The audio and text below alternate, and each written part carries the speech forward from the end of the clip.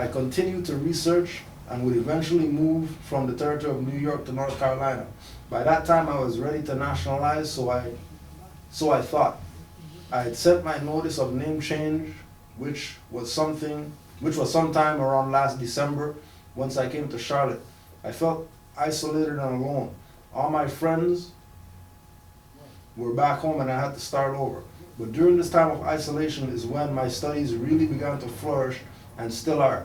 I'd eventually walked those same exact streets where those two Moors were in the video you uploaded a couple of days back once I came here. It was surreal for me on a personal level to see the prophecies firsthand based on past personal experiences that a majority of people could not begin to fathom. On this same day, I decided to wear my fez to work. When I did, I walked past a male shopper while on the sales floor. We'd eventually meet again at the register. When this happened, as I was walking away, he asked as he pointed, "Where did you get that fez?" I then told him. I then asked, "Where are you from?" I heard his accent. He responded, "Senegal." We had a brief conversation about the fez and what it meant to him coming from his homeland. He told me, "We wear those in Senegal a lot. I want to know where to buy one in the States." I laughed and said, "You mean America?" He nodded and said yes, and laughed as well. Afterwards, we gripped hands, firmly shook them, and I was off continuing my work. This is just one of the many happenings that have occurred to me while wearing my crown. Real quick, I was out having dinner with my family last Saturday in an Italian restaurant. A European waiter passed me and spotted my fez. He said, "You really know how to pull that fez off." "Not a hat, but a fez," he said.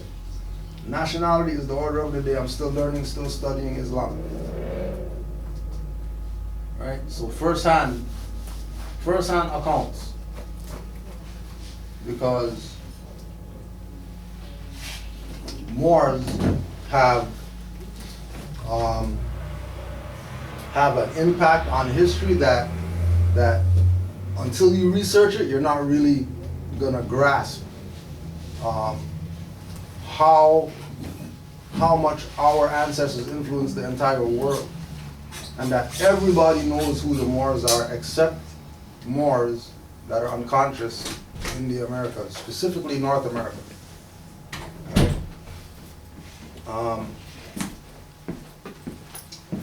As the information gets out, as more people know about this, the energy out there is going to change just by people knowing about this information. Forget applying anything.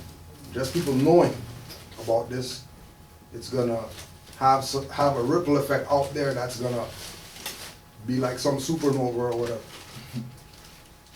I just feel I need to share this with you because... Don't be shy, please bring it up.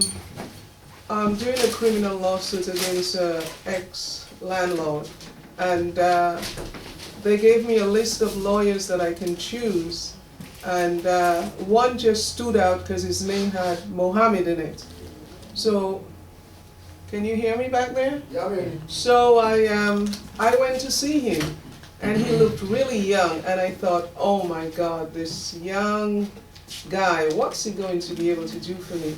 So anyway, at the end of our first meeting, I said to him, you know, but he goes by the name Adel, but he's one of his middle names. Yeah. I said, you know, Adel, I can't figure out your nationality, because normally when I look at people, I have a little inkling, but right. I'm totally confused with you. I don't know what. So he said to me, you know, he laughed, and he said, well, I was actually born in Sri Lanka, and I'm from a minority sect. We are called the Moors. Yeah. When the young man said that to me, every hair stood up. I could have chosen a dozen names, but as soon as I saw it, and I said, you know, and I said, when I saw you, I thought, God, you look so young, like you just come from law school. I feel I can be your mother. He says, oh, well, I'm almost 30. But he looks like 21 or 22, young, slim. I mean, and that's actually triggered my phone call to you. I thought, you know, this Moor thing is I need to Yeah, find you out get about it. right. And And I that's looked it supposed up to on be- the internet and I saw your number and I Yeah. thought, let me just call and let it out because Right. it's just pushing. Yeah. It's forcing itself out of you, Yeah, I right? mean, how could I, of all the lawyers, how could I have Exactly. gone to this man? Right? And this is why we tell people that this is a Moorish divine and national movement. It's not just about your rights and your nationality and all that stuff, but there's a divine aspect to this as well. That is going to open up once the individual recognizes it. Right? So the fact that you recognize that 50 names or whatever, you pick this guy's name and he's telling you that he's more, and he's not even from this side. No, and he doesn't look Sri Lankan. Right. He's not my Yeah. perception of Sri Lankan. Right. You know what I mean? So what, you were talking about how you got onto this? Is that- Yeah. Did someone, what happened? Yeah, she interacted with a lawyer from this list of lawyers because his name was Mohammed, so she said, just go with him. And he's telling her about, in Sri Lanka, I'm from a sect called Moors.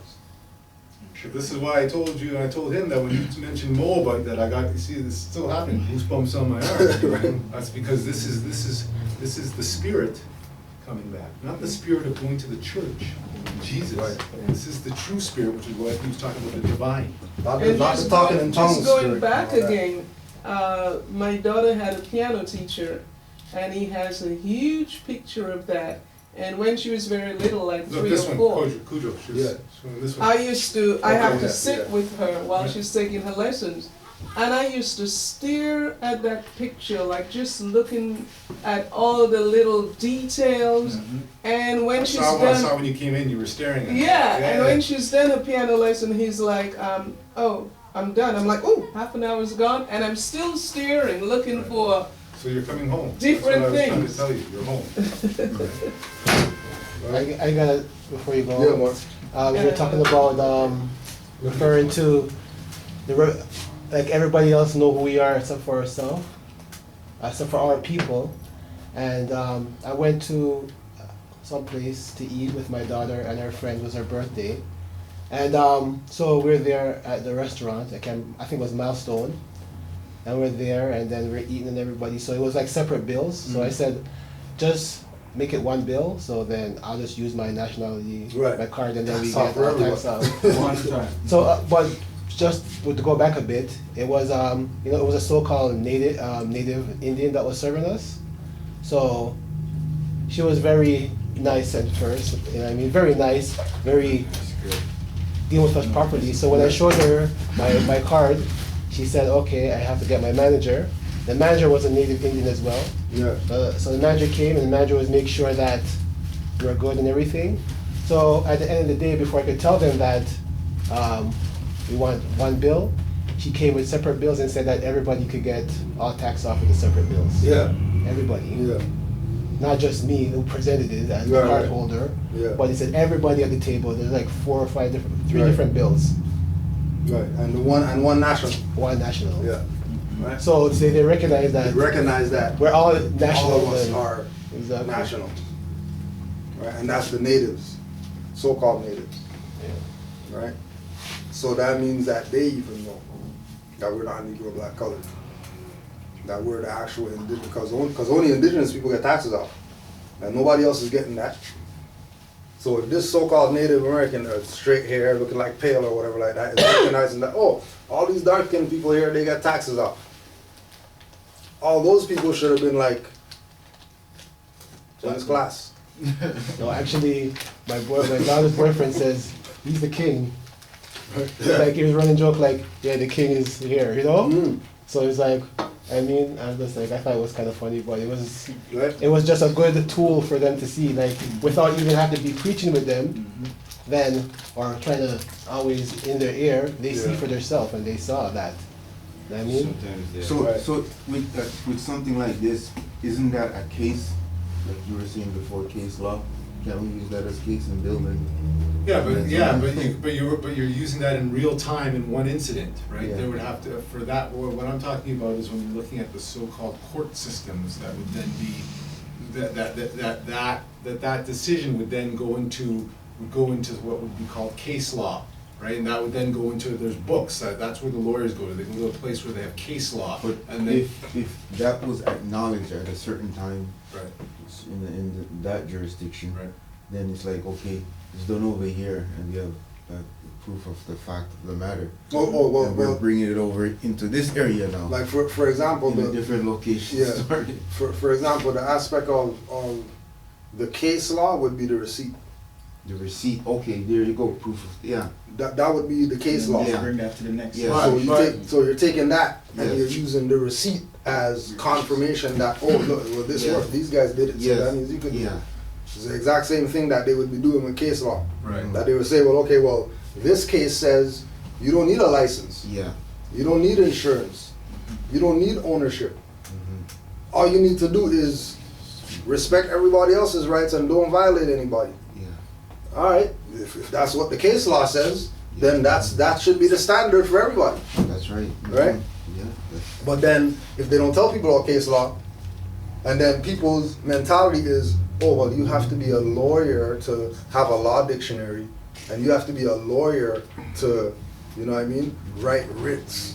You have to be a lawyer to know the law, then people are gonna get played every day, all day, forever. Just now I've been coming and they tried to play me too. This ain't our bedrooms? No, no. Oh. In the store. I went in the store. Yeah. I spent $4 and I told her no tax for me. I showed my card. And she do her thing and she charged one tax, HST. Right, that's the same thing that we were talking about earlier, so you're verifying. Okay, it was happening to me while you were talking. Yeah. It was happening to you Talked about while I that. was it was happening to me. recorded it so you can. I just take out my card There it and I is. said, look lady, Let's talk about it. So it's, Yeah. it's the magic working. it was happening to me. And here's my receipt to it. It was happening to me. Yeah, It's we not- just talking about it. Yeah, I told him, listen, lady, you can read, ma'am. Sorry to ask you, you know, your English might not so great, but hope you can read. You see what it said in red? Not tax, not half tax, not tax. She go back into the register, Fix. do it all over back, and here it is. No Right. tax. Can I see this? Right, and then there's the case law that we're talking about again. Yeah, Everything is spirit. There's the case law right there from you the go. Moore's pocket from 10 minutes ago. Yeah, So I that's- was on the way. Coming. That's answer his question. Right, That validate you. right. Yeah. What he just Right. did. So everything. And then he validated what we had on the board Yeah. earlier, right? And then you got the proof right there. You got the record right there. Right, stenographer could show it to the So, court. and this all What's is going on? it's recorded and this guy can go back to. Right. It's all divine first. So, the spiritual is working. You could keep because you know. Now there was a expose that just dropped with regard to our friends over at who've been telling people that they're a fraud or whatever.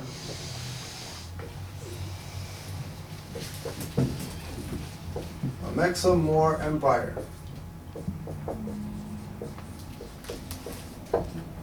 Amexa Moore Empire. Then they have that fake red flag with pyramids on it and all that type of stuff talking about they represent the Mormons. So this is somebody from, or this is X, somebody that's X, Amexa Moore Empire. I'm the former consort empress of Amexa Moore Empire, if that was even real. And for those that know, and for those that personally know me, know that I was all the way down for my man and his quote-unquote empire. However, after being exposed to fraudulent and misleading behavior, not only in my personal life but in the empire, I decided to dissolve my obligations in writing to him and the empire.